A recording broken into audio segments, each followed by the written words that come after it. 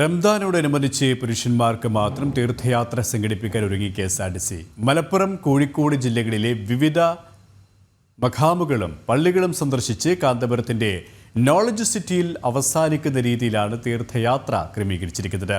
സ്ത്രീകളെ മാറ്റി നിർത്തിയുള്ള യാത്ര ബജറ്റ് ടൂറിസത്തിന്റെ ഭാഗമെന്നാണ് KSRTCയുടെ പരസ്യം.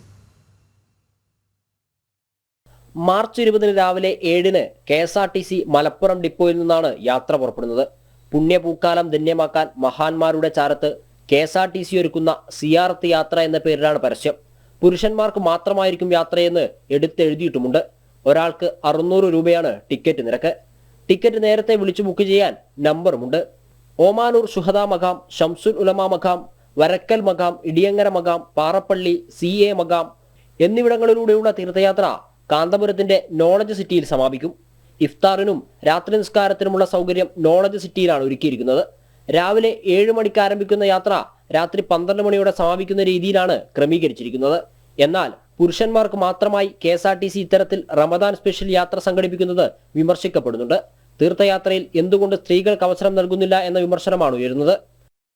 ജനം, കോഴിക്കോട്.